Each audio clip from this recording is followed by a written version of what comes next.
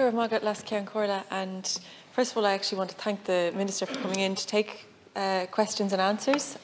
It might be a surprise to people at home, but we don't normally actually get the chance to do the back and forth, which is kind of shocking in and of itself, but thank you for doing this today. It's great to be able to actually put the questions to the Minister and get the answers. I also want to thank the Minister for recognising the organisations and making them producer organisations. I think that's hugely valuable in terms of decision making and having more representation at those decision making tables. I think that was a really important move. I also want to welcome that you've opened the consultation in relation to the ban on vessels over 18 metres from Pier trawling within 6 miles of the shore. I have to say that it's 5 years later. It's a long time, and I think it's a shame that that didn't start sooner. But I'm wondering if you could give us an outline of the kind of timeline on that.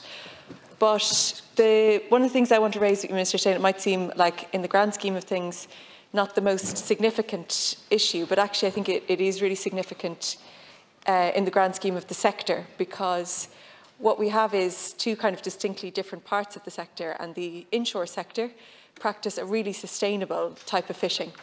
And not only do they do that and provide, you know, local restaurants and shops and farmers markets and all those things with really amazing fresh produce, it's also the type of fishing that we really need to get behind and support, because it is more sustainable, doesn't damage our marine ecosystems in that way. There's all of these huge benefits to it. Added to that is employment in local areas. So I think supporting that sector is just really, really important. And one of the things that I always come across in my own constituency in Cork South West is the need for basic infrastructure at small piers and harbours, and it was great to have that Bellamy funding last year through the Brexit Bellamy funding, and lots of small works were done. Handrails, tow rails, extension of car parks and storage areas, and all of those things are absolutely brilliant. But Minister, you know yourself, anything off the land, you need a foreshore licence to do any kind of works out from there. And I think this is a particular bugbear of mine in terms of the foreshore licensing system, because you know the way we often hear like these environmental policies, they're wrecking rural Ireland, and that kind of narrative I find particularly annoying, because I think we'd be, you know, the fishing sector, the farming sector will be the first to be affected by the consequences of climate change. And then we've got policies like this. So you have a group of inshore fishers who are practicing the most sustainable type of fishing, who can't get, for example, the extension of a slipway basically from me to you, to be able to lift the pots on and off. Otherwise, they're putting it up from like a sheer drop at the end of a pier. And simultaneously, they see that it's taking 5 years to ban the large vessels from sweeping up all of the stock in that area. So how is this protecting the environment, that we can't do minor works to an area with sustainable jobs, sustainable fishing? It's really frustrating for people. And it kind of results in that feeling of like these policies for the environment, they're wrecking rural Ireland. And like, we need to take that climate action. I'm all for having the areas where we protect the stocks and all of that stuff, but it is utterly ridiculous that you can't carry out those minor works to an area that desperately needs it to support employment and to support that type of fishing that we all need to get behind. So I'm wondering, can we look at the licensing system? I know when it was introduced in other countries, they introduced it because they too think we need to protect our marine environment, but they did it from you know, maybe 100 metres out from the shoreline. That for those basic infrastructures, you don't have to go through a lengthy, massively expensive process with the local authority just to do something basic like that, and you're still ultimately protecting the marine environment in that area, even though it didn't seem to stop the amounts of vessels over 18 metres from trawling. Actually, first I'll get your answer on that. I might come back in then on the quotas. Thanks, Deputy Cairns, and I recognise your support for the producer organisations, particularly in the inshore sector, which wasn't as strongly represented in the past because they didn't have that producer organisation platform.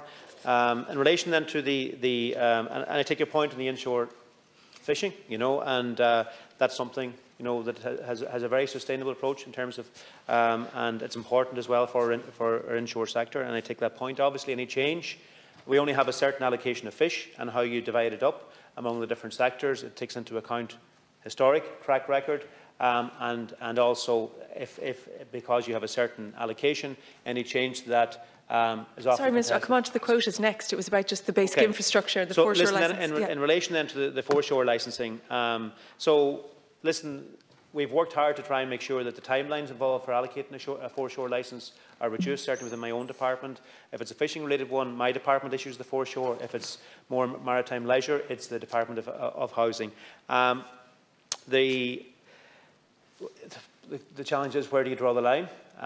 In some cases you have small exemptions, like for planning, you can build a garage at the back of the house if it's within certain terms and conditions.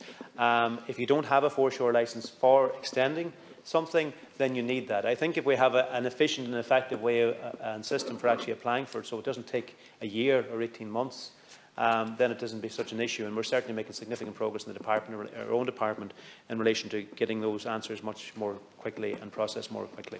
But I take your point. I really hope that that's realised, that it becomes a more effective and efficient system. And you just made a comment there, where do we draw the line? And like I said, I know that other countries drew the line, for example, 100 metres out from the shoreline or whatever. So I'm just saying, maybe we need to look at that. Maybe we look at that and we find out that actually that's not doable. I'm asking you to look at it, and then I really do hope that the system is made more efficient as well. The second point that I did want to raise with you is the quotas, and I'm not talking about, and I know you always go into the whole area of the European quotas. I'm asking about your decision in terms of distributing the European quota that you've gotten. So I think this is one of the things that drives the complete disillusionment in the inshore sector to government decision for the fishing industry. And there is, I think, no excuse for the fact that, take the mackerel quota, 98%, or 99 even, I'm not sure if it's 98 or 99% of the mackerel quota goes to less than 100 vessels, those big, big vessels. And then it's about somewhere under 2,000 vessels in the inshore sector get 1 or 2% of that quota. If there was ever a kind of picture of unfairness in the sector, I think that that's it. And I know that there's equally concerns in terms of the Celtic herring quota and other quotas. But Minister, instead of going into the European situation, all of that stuff, can you please just outline to me, in terms of your distribution of that quota for mackerel, how have you come to the conclusion that 98% of it would go to those 100 boats and that 2% is for the other 2,000 inshore fishers in the country? So, listen, I haven't come to that conclusion. That's been the state of play now for a number of years. There was a review done back a few years ago which adjusted it and did give more to the inshore sector. It is still small, and it divided up between the pelagic sector and also the polyvalent sector. As you know, every time you make a change to this, it can be quite contested, because the other sectors, polyvalent and the pelagic sector, obviously resist any reduction to their mackerel. Listen, it's something I'm reflecting on currently, whether there's a need for a further consultation to discuss whether the inshore, the hook and line, or there could be a reallocation of that. I would point out, for example, dating from the last review, there's still an ongoing court challenge to that, because, as you know, the polyvalent sector in particular are challenging that they didn't get enough either. And no matter when you go to discuss it, there will be conflict within the sector in relation to how you divvy that up. But I take your point. Certainly the inshore sector would have that view. I think, and it is important just for the record to state that it is your decision how those quotas are divvied out, and I think it is blatantly, disproportionately in favour of the larger players, and it's something that we see kind of a playbook for from this and I think successive governments, that there's a disproportionate favour for those big players, and that the kind of smaller people in the business have massively lost out. And the reality of how much it's impacting the inshore sector at the moment, with markets for brown crab and stuff being much, much less. There's a lot going on, and I think it would say a lot for the department to actually really acknowledge the inshore sector and, at the very least, allow them a bit more of a quota. 98% to 2% is just shocking. I understand, Minister, just finally, that you're meeting with officials from Cork County Council soon with regard to Keelbeg Pier in Union Hall. It is one of those areas as well where there has been works done to the main pier there, and I think that's welcome for the fishing sector. But in terms of, for the part of the coastline that's used for the community, for lots of different activities and all of those things, that there is a major need for works on that area. I just wonder...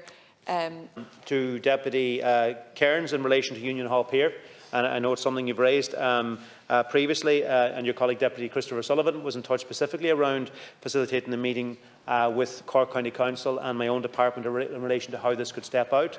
I know it's something Deputy Collins has raised before as well. I have allocated some funding to Union Hall there over the last couple of years, but the initial steps here now in terms of stepping this out is a role for Cork County Council in terms of the design, the development of the proposal, and to get it to a position where it can be submitted to the department for consideration under any future grant schemes. I acknowledge I've been to Union Hall a number of times. I spent summer holidays there. It's a wonderful part of the country, a really important fishing pier, and it's important we find ways in the future. But at the moment, it's in Cork County Council's bailiwick to actually step that forward. But I certainly, my team, are going to have that meeting with them just to discuss it. Okay, thanks. So I think it's about an eight-week period now for the consultation, and then we'll have to gather it and assess that after that, and then step that out then in terms of getting to a decision. So over the next number of months, we should get to that point. And listen, you made the point it's 5 years. Absolutely. Listen, this came in, and Michael Creed, former Minister Michael Creed, did really good work on this. He introduced the 6-mile nautical ban for over 18-metre vessels.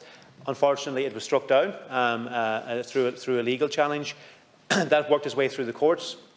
The final decision from the courts came through a few months ago or so, and then we've been considering then how we step this out and how we take it forward again, and we've now commenced that process.